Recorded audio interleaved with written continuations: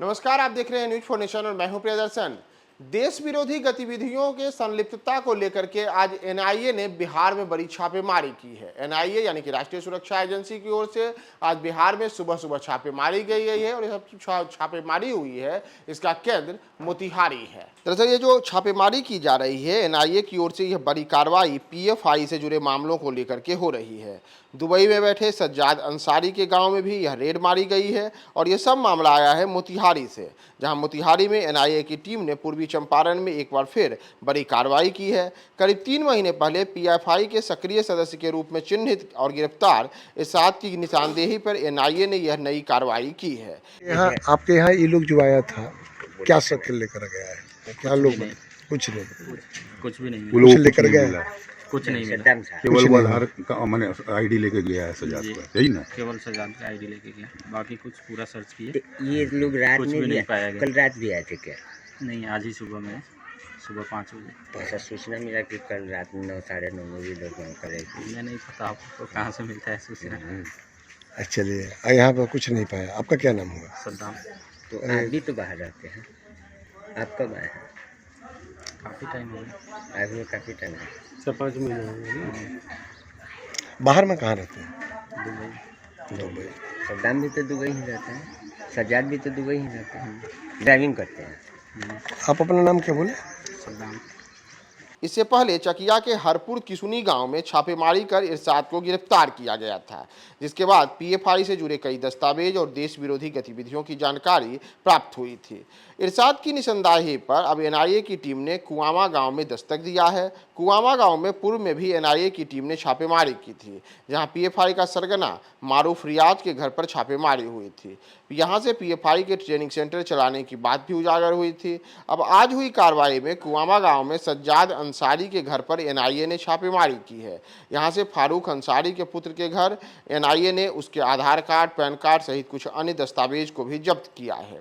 अगर हम इस पूरे की पूरी घटना को देखें तो सज्जाद पिछले 14 महीने से सऊदी अरब में नौकरी करता है। सज्जाद के बड़े भाई सद्दाम अंसारी ने बताया है कि सुबह 5 बजे एनआईए की टीम उनके यहाँ पहुंची और जांच किया। जांच में किसी प्रकार के आपत्तिजनक सामान की बरामदगी नहीं हुई है। एनआईए ने सज्जाद के आधार कार्ड और पैन कार्ड को अपने साथ जब्त कर लिया है।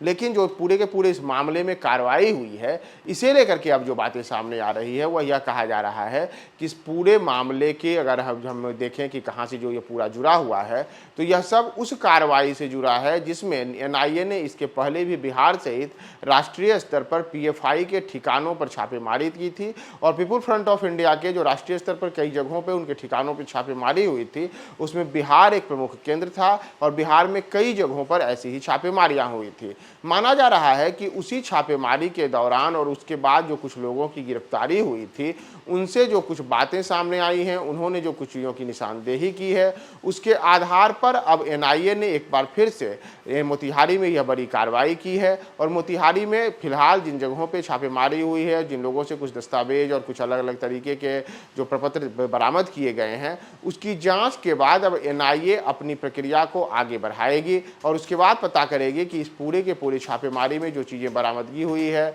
और जिन लोगों पर अलग अलग आरोप लगे हैं उसकी सत्यता क्या है और उसमें क्या इन लोगों की संलिप्तता किसी देश विरोधी गतिविधि से रही है या फिर जिन मामलों को लेकर के एनआईए ने अभी छापेमारी की है उसमें इनके केवल साठगांठ या फिर उनको सहयोग करने में किस प्रकार की भूमिका रही है, ये तमाम बातें उजागर होंगी। और जैसा मैंने बताया कि इसमें एक आरोपी जिसके बारे में कहा जा रहा है कि वह इन दिनों दुबई में रह रहा है, उनके परिवार की ओर से यह साफ तौर पर कहा गया है कि उनके परिवार से कोई आपत्तिजनक सामग्री बरामद नहीं हुई है और एनआईए की ओर से फिलहाल इस पूरे मामले में कोई आधिकारिक बयान भी जारी नहीं किया गया है।